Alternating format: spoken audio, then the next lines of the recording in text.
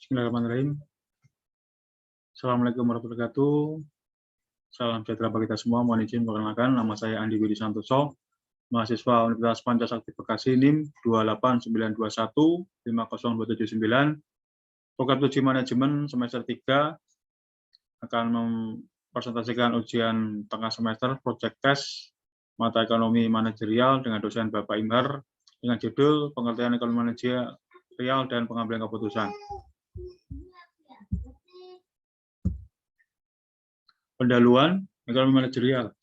Ekonomi manajerial merupakan bidang studi yang penting dan sangat berguna karena memberikan dasar untuk mempelajari bidang studi lain di dalam ilmu administrasi bisnis seperti keuangan, pemasaran, riset, operasional, akuntansi manajerial, ekonomi manajerial, juga membantu dalam melihat saling keterkaitan beberapa bidang studi sehingga dapat memberikan pandangan lintas fungsional dalam bidang ilmu administrasi bisnis. Adapun menurut beberapa ahli, menurut Jandel, pengarang pertama buku teks ekonomi manajerial mendefinisikan ekonomi manajerial sebagai penggunaan analisis ekonomi dalam memformulasikan kebijakan bisnis. Jalden melihat adanya kesenjangan yang besar antara masalah logis yang menjadi perhatian para ahli ekonomi dengan masalah kebijakan yang ada dalam manajemen praktis. Hal ini perlu dijembatani sehingga para pembuat keputusan dalam perusahaan bisa memperoleh kontribusi praktis dari pandangan ilmu ekonomi bagi pembuatan kebijakan puncak perusahaan. Adapun menurut William Baumol, para ahli ekonomi dapat membuat model teoritis atas segala masalah, termasuk masalah yang kompleks sekalipun, dengan cara memecah masalah tersebut menjadi beberapa bagian penting dan kemudian menunjukkan saling keterkaitan antara bagian-bagian tersebut, dan dengan demikian dapat membantu memberi cara untuk mencari penyelesaian yang terbaik. Setiap masalah dapat dipecahkan dengan bantuan metode penalaran yang digunakan dalam menurunkan teorema-teorema ekonomi. Adapun ekonomi manajerial sendiri didefinisikan sebagai penerapan teori ekonomi dan berbagai alat dalam ilmu pengambilan keputusan (decisions) untuk memecahkan berbagai permasalahan manajerial di dalam suatu organisasi dengan cara yang paling efisien.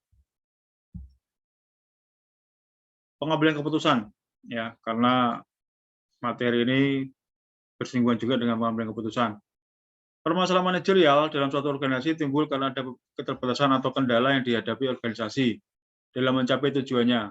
Masalah manajerial yang demikian dihadapi oleh semua organisasi, baik organisasi berorientasi laba seperti perusahaan maupun organisasi nirlaba seperti rumah sakit, yayasan, universitas, dan lembaga pemerintahan.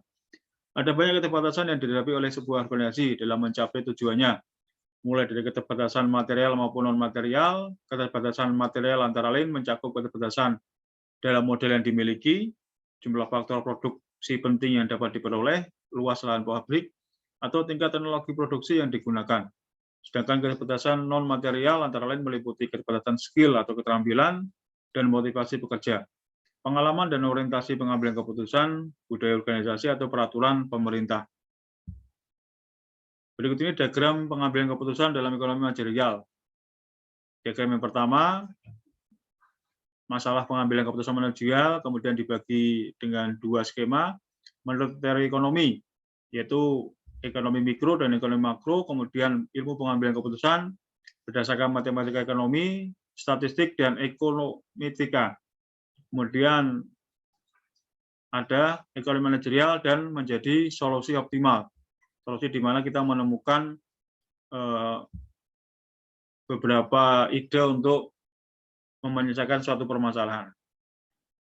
Adapun ekonomi manajerial dan kaitannya dengan ilmu-ilmu lain, yaitu pertama ilmu ekonomi, merupakan studi tentang perilaku manusia dalam memproduksi, mendistribusikan, dan mengkonsumsi barang dan jasa dalam kondisi di mana sumber daya terbatas. Adanya dari pohon ilmu ekonomi yang ditujukan dalam gambar. Lihat bahwa ilmu ekonomi dibagi dalam tiga kelompok, ilmu ekonomi deskriptif, ekonomi terapan, dan ekonomi teori. Ilmu pengambilan keputusan menyediakan berbagai macam alat yang digunakan untuk bahan, contohnya matematika ekonomi statistik dan ekonometrika yang sangat berguna dalam penyusunan model, serta estimasi keputusan dalam upaya mencapai tujuan dengan cara yang paling efisien. Kemudian ada ilmu administrasi bisnis, menyediakan analisis lingkungan bisnis di mana perusahaan beroperasi melalui berbagai area fungsional dari ilmu ini, seperti akuntansi, keuangan operasi, pemasaran, dan sumber daya manusia. Masing-masing area fungsional tersebut memberikan landasan konsep bagaimana pengambilan keputusan sesuai fungsi dilakukan. Misalnya, keuangan memberikan landasan bagaimana arus kas dan modal harus dikelola sehingga dapat mendukung pencapaian tujuan perusahaan, memaksimalkan keuntungan. Kemudian konsep-konsep dalam sumber daya manusia memberikan landasan bagaimana tenaga kerja dikelola sehingga kemampuan, keterampilan, dan motivasi kerjanya dapat mendukung upaya perusahaan dalam meningkatkan penjualan. Dari penjelasan di atas dapat dikatakan bahwa ekonomi manajerial mengintegrasikan banyak ilmu lain. Ada teori ekonomi, ilmu pengambilan keputusan, dan ilmu aplikasi bisnis untuk membantu organisasi dalam upaya mencapai tujuan dengan cara paling efisien. Demikian project test dari kami. Apabila ada kesalahan kami mohon maaf. Sekian dan terima kasih. Wabillahi taufiq wal hidayah. Wassalamualaikum warahmatullahi wabarakatuh.